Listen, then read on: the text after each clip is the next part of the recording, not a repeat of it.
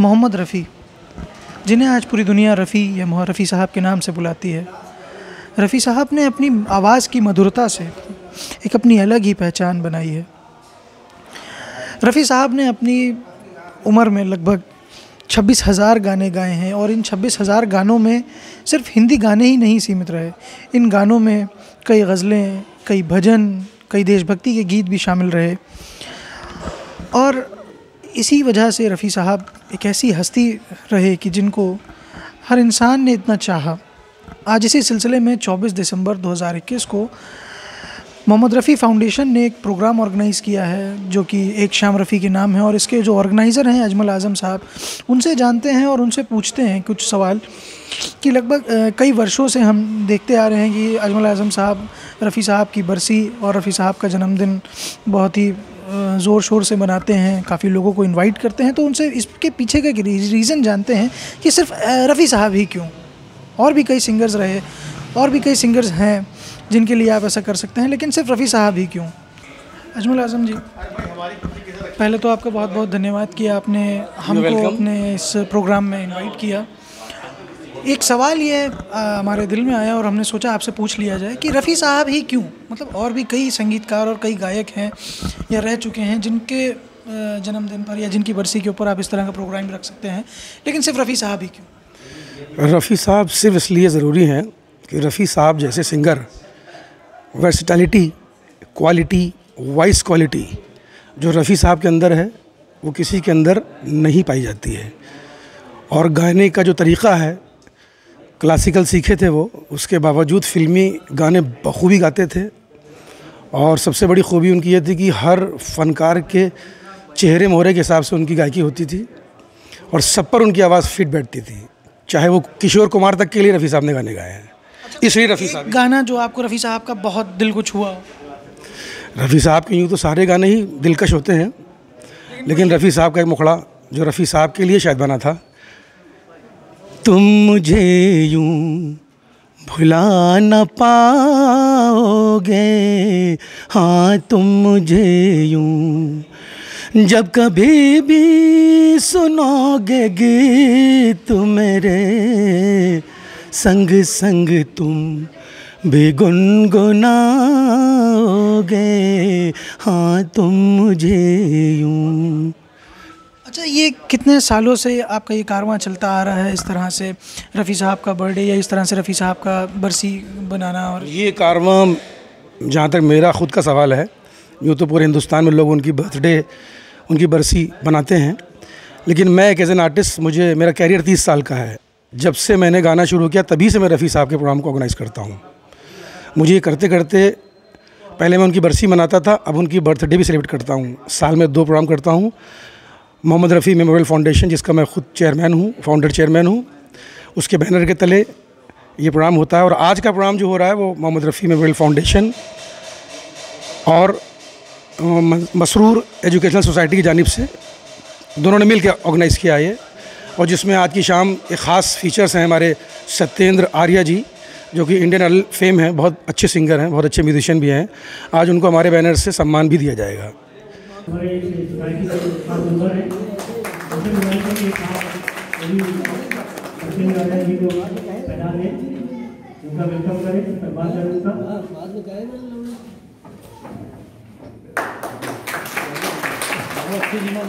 यहाँ जो कानूनी साहब की गुजारिश है वो उनके पिताजी को एक हाथ बना दें ताकि उनका भी वेलकम हो।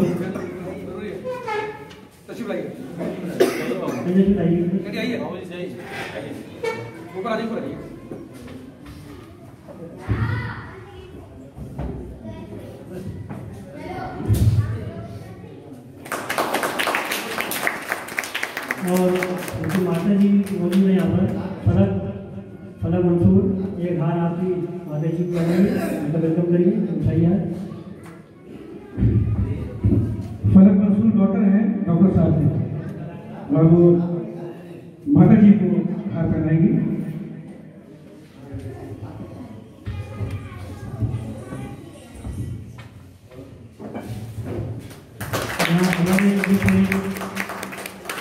कॉलेज के वाइस प्रिंसिपल डॉक्टर सरवर तपी साहब मौजूद हैं, सोसाइटी के सरपरस्त भी हैं। मैं चाहूँगा विवेक भाई आ जाए, आप भी अपने हाथों से हाथ पहना दे हमारे मेहमान खुश इसी को। आइए विवेक जी। और शाहबाज भाई आप जाइए, आप भी मणिपुर कीजिए, सत्येंद्र जी आगे जी। और हमारे बीच में मुमताज़ पीजी कॉलेज के प्रिंसिपल जनाब अतीक फारूकी साहब, प्रोफेसर अतीक फारूकी साहब तशरीफ रखवा है, उनकी भी आशीर्वाद उनको मिल जाने वाले हैं। और सत्येंद्र राम को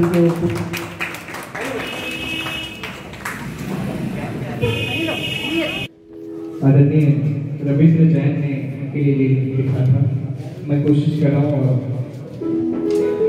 आप सभी का गौर चाहूँगा। उन्होंने कहा था रफी साहब के लिए, पेशानी पे शम्स, पेशानी पे शम्स, आंखों में तारों की ज़िया थी, वो कैसे बुझा जिसको ज़माने की दुआ। अल्लाह वो रोज़ा था कि रोज़े कयामत इफ्तारी का वक्त उधर सर पे कज़ा था। हाजी था, नमाजी था, बड़ा नेक था बंदा। क्या इसके अलावा भी कोई इसकी खता थी? नाखुश है खुदा अपने फरिश्तों से, नाखुश है खुदा अपने फरिश्तों से, वरना धरती के फरिश्ते की जरूरत उसे क्या थी। तो क्या था नहीं सबको खबर, बस ये है खबर, मुतरिब तेरी आवाज बड़ी होशरुबा। नगमे तो फिर भी सुने जाएंगे लेकिन, नगमे तो फिर भी सुने जाएंगे लेकिन, कुछ तेरी जरूरत इसके सिवा है। ये रफी साहब के लिए उन्होंने लाइन लिखी। मुझे कुछ खूबसूरत गीत उनके गाए हुए, और आज मैं जो कुछ भी के पीछे रफी साहब का बहुत बड़ा है, उन्हीं को सुन हमेशा रहेंगे। ऐसी आवाज़ बहुत, मैं नहीं कहता हूँ, बहुत बड़े बड़े लोगों ने कहा है कि ऐसी आवाज़ ना आई थी, ना है और ना आएगी। तो लीजिए बहुत ही खूबसूरत, वो जो भी गाते थे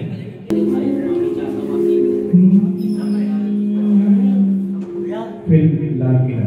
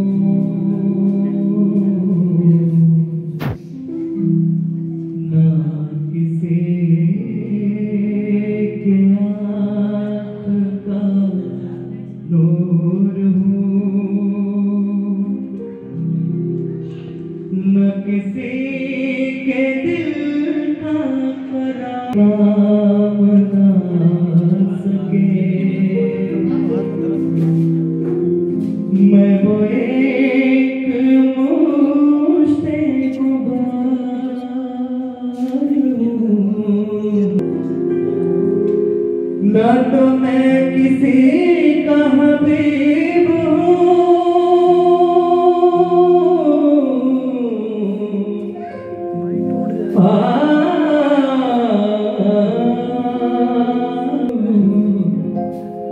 ना तो मैं किसी का हबीब हूँ, ना तो मैं किसी का रकीब हूँ। गया वो नसीब जो बिगड़ गया वो नसीब। मेरा रंग रूप बिगड़ गया,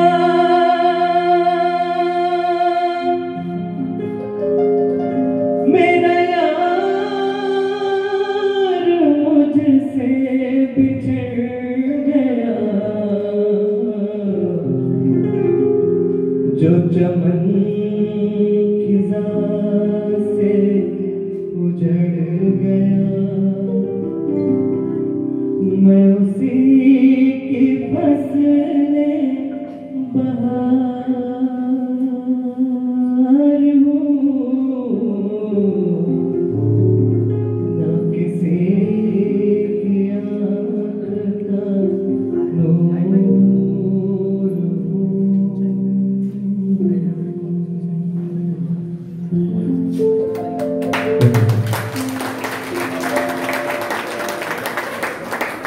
लीजिए कुछ उनके गाए हुए खूबसूरत गीत आप सभी के बीच।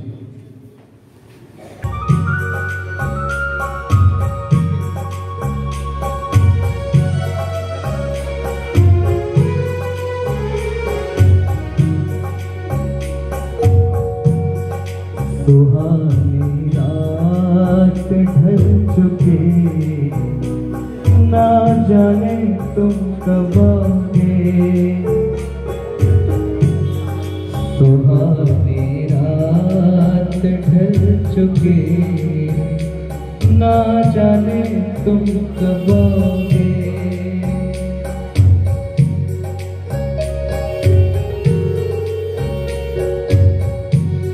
जहाँ के रुख बदल चुके,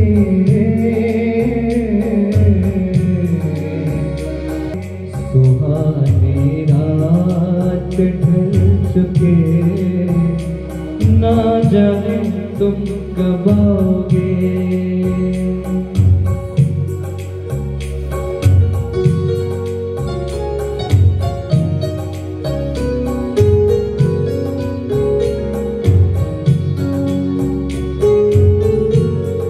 नजारे अपनी मस्तियाँ दिखा दिखा के सो गए। सितारे अपनी रोशनी लुटा लुटा के सो गए।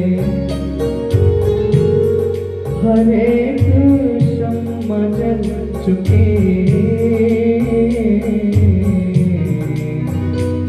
ना जाने तुम कब आओगे।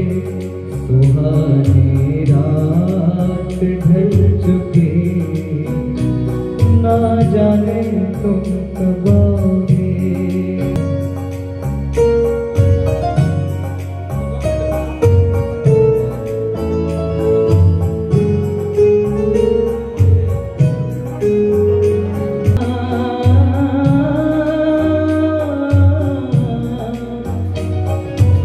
तड़प रहे हैं हम यहाँ।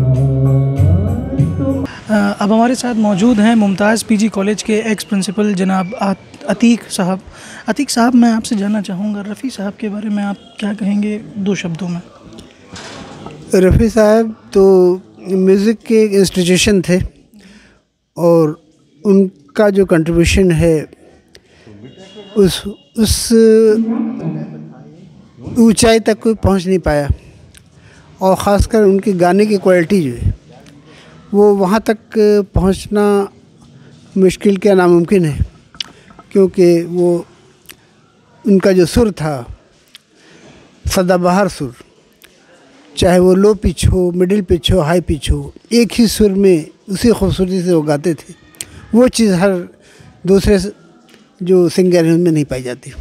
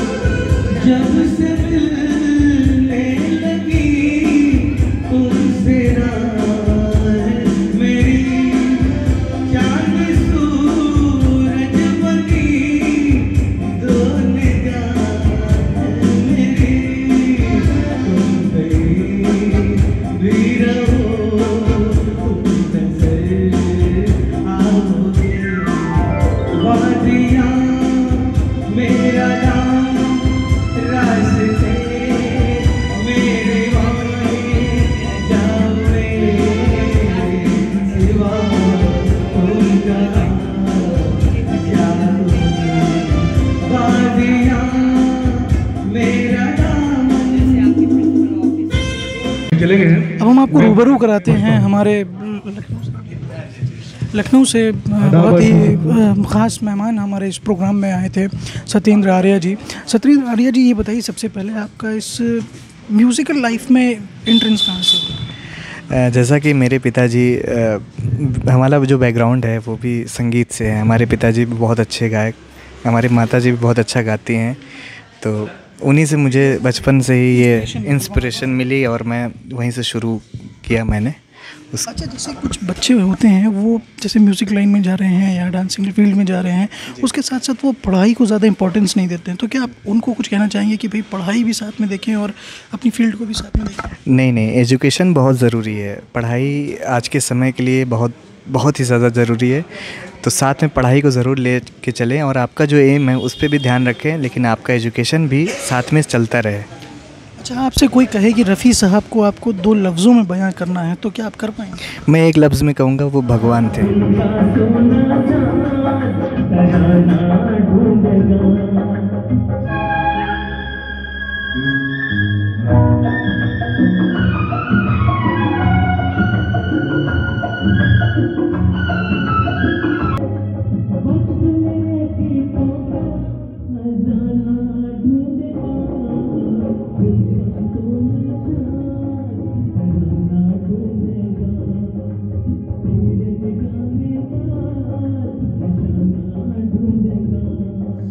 इस प्रोग्राम में चलते चलते हमको हमारे शिया पीजी कॉलेज, बहुत ही मशहूर लखनऊ शहर का कॉलेज है, उसके वाइस प्रिंसिपल साहब मिल गए, डॉक्टर तकी साहब।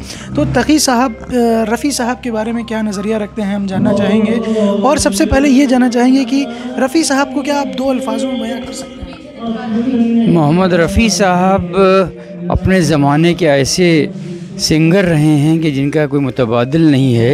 एक ज़माने तक उनका जो है बहुत ज़्यादा जो है नाम था, और उन्हीं को देख करके लोगों ने जो है काफ़ी जो है गाना मोटिवेशन मिला, और 70 तक के जो है मोहम्मद रफ़ी साहब का कोई मुतबादिल नहीं था, और उनके जो गाने थे उनको मेरे ख़्याल से हिंदुस्तान में 70 से 75% लोग जो है मोहम्मद रफ़ी साहब के ही गानों को सुना करते थे। बाद में फिर मुकेश और लता मंगेशकर वग़ैरह या और लोग आए, मगर रफ़ी साहब के जो गाने थे, इनका जो है और इनका जो टोन और टेनर रहता था, उनका उतार चढ़ाव, और हर उसके अंदर जो है क्या नाम है, राग में जो है रफ़ी साहब ने जो है वो गाने गाए हैं, और उनके गानों को सुन करके लोगों के अंदर ज़हनी तनाव और सुकून सा महसूस होता था कि जिस तरह से वो गाते थे, और लोग इंतज़ार करते थे कहीं के ऊपर कि जो है रफ़ी साहब का जो है गाना आ जाए, और फरमाइश की जाती थी। एक ज़माने में हमारे वालिदा जो हैं वो रफ़ी साहब के गानों को बहुत सुना करती थी, और उनका जो तरन्नुम था उसका तो जवाब ही नहीं था।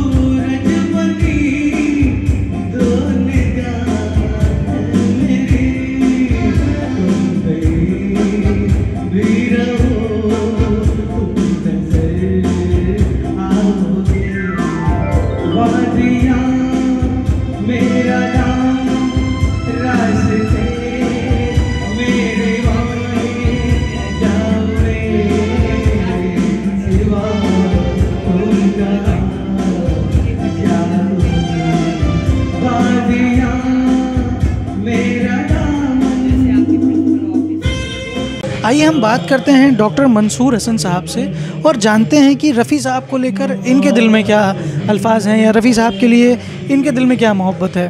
तो डॉक्टर साहब, सबसे पहले तो आपका बहुत बहुत शुक्रिया कि आपने हमको इनवाइट किया अपने इस प्रोग्राम में। और डॉक्टर साहब, जैसा कि हम ये देख रहे हैं और लोगों से जाना कि कई वर्षों से, कई सालों से आप रफ़ी साहब का बरसी या रफ़ी साहब की बर्थडे अपने कॉलेज में ऑर्गेनाइज़ करवाते हैं, इस क्यों करवाते हैं? साहब, ये मोहम्मद रफ़ी एक ऐसा नाम है जिसने पूरी दुनिया को अपनी आवाज़ से मुतासिर किया है और उनकी आवाज़ से लोग मुतासिर नहीं हुए हैं बल्कि ज़बान को एक तरक्की मिली है और पूरी दुनिया में उर्दू की पहचान बनी है।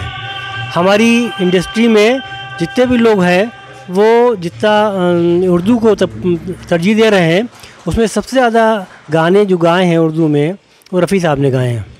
डॉक्टर साहब, जैसे मैं अगर आपसे कहूँ कि आप रफ़ी साहब को 2 अल्फाजों में बयां कर सकते हैं तो क्या आप कर सकते हैं? सवाल ही नहीं उठता है। उनको 2 अल्फाज के, उनके लिए अल्फाज का एक ज़ख़ीरा चाहिए, समुंदर चाहिए, तब जाके उसके बाद पूरी इस प्रोग्राम में कई लोगों से बस यही एक सवाल उठाया कि क्या आप रफ़ी साहब को 2 अल्फाजों में बयां कर सकते हैं, तो सबका यही कहना था नहीं भैया 2 अल्फाजों में तो नहीं हो सकता है कोई भी। हम डॉक्टर साहब आपका कि आपने हमें अपने प्रोग्राम में इनवाइट किया और इस तरह से डॉक्टर साहब रफ़ी साहब का प्रोग्राम अपने कॉलेज में ऑर्गेनाइज़ करवाते हैं और रफ़ी साहब को याद करते हैं। बस इसी उम्मीद के साथ मैं आज आपसे फिर विदा लेता हूँ। Aqib Khan, all region news.